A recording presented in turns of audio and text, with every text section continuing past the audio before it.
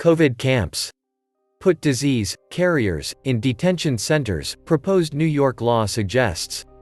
A New York state lawmaker has introduced a bill that would allow the government to detain people deemed a potential public health risk, amid concerns that the COVID-19 crisis is being allegedly used to usher in authoritarianism.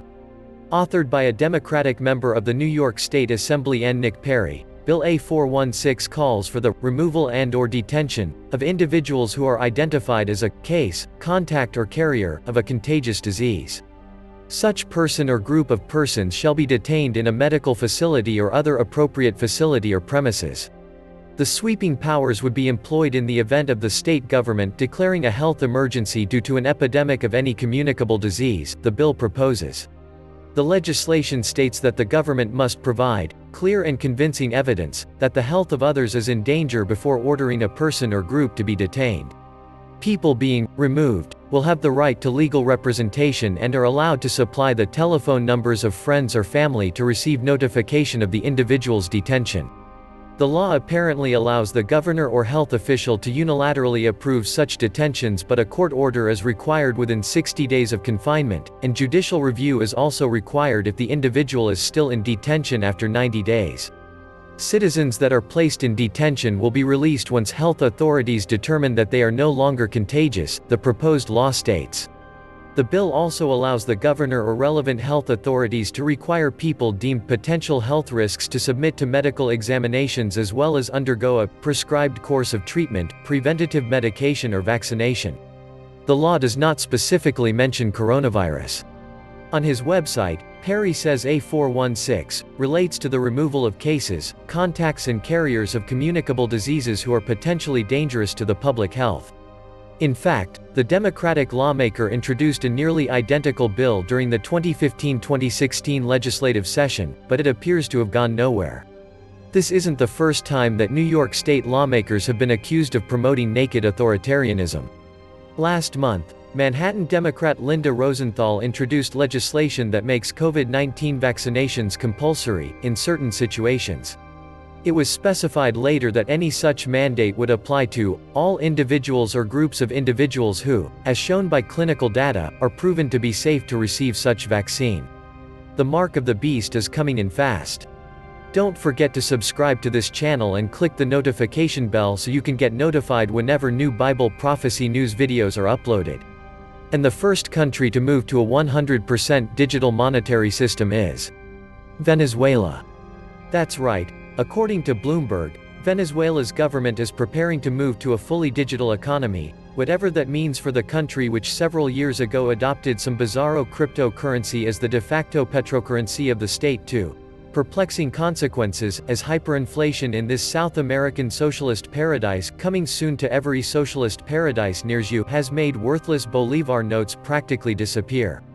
With the local monetary system having collapsed, the US dollar has operated as an escape valve for Venezuela amid US sanctions and collapsing oil revenues, President Nicolas Maduro said in a televised interview with Telesur on Friday. He said 18.6% of all commercial transactions are in dollars, while 77.3% are carried out in bolivars with debit cards. Only 3.4% are paid with Bolivar notes. They have a war against our physical currency. We are moving this year to a more profound digital economy, in expansion. I've set the goal of an economy that's 100% digital, Maduro said, adding that physical money will eventually disappear. Call Venezuela a guinea pig for the same monetary experiment which all other central banks will soon pursue as well.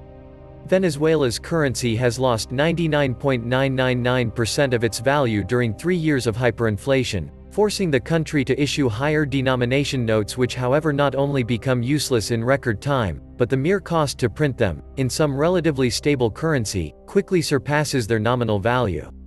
The largest note now in circulation, 50,000 bolivars, is worth about 4 cents.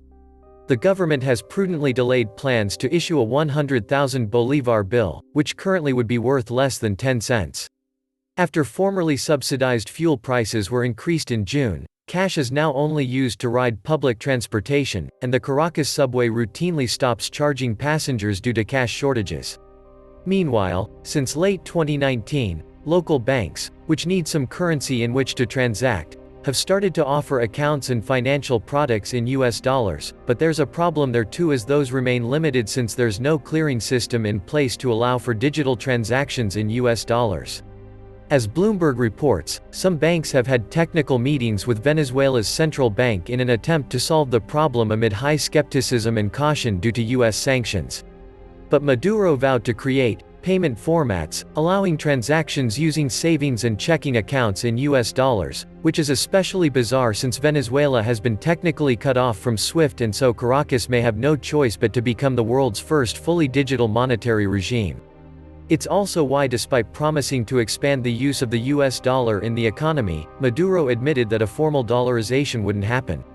Venezuela has its currency and we are going to defend it, he said without a trace of humor. The American dollar is headed in the same digital direction before the mark of the beast. Lastly, this will show you how this nation is spiritually bankrupt. Representative Emanuel Cleaver closes Congress's opening prayer with, "Amen and a woman." A House Democrat tasked with leading the body in an opening prayer for the new Congress has gendered the word, "Amen."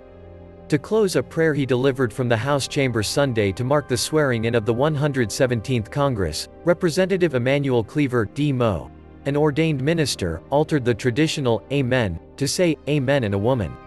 "May the Lord lift up the light of his countenance upon us and give us peace," Cleaver said during his 2-minute invocation, "peace in our families, peace across this land, and dare I ask, O Lord, peace even in this chamber. We ask it in the name of the monotheistic God, Brahma, and God, known by many names by many different faiths. Amen and a woman." While Cleaver may have been trying to be inclusive to women, amen is not a gendered word. The Missouri lawmaker did not seem fazed by internet reaction to his "a woman" remark, posting video of the prayer to Twitter Sunday and writing, "I was honored to deliver the opening prayer for the 117th Congress. May God bless each and every representative with the courage and wisdom to defend our democracy and the liberties we all hold so dearly." His decision to gender the word, however, comes just days after House Speaker Nancy Pelosi D. Calif. introduced new House rules that would honor all gender identities by eliminating specific terms such as mother and father, son and daughter, and aunt and uncle. If you liked this video, please give it a thumbs up. And stay tuned to Watchman Report for more Bible prophecy news.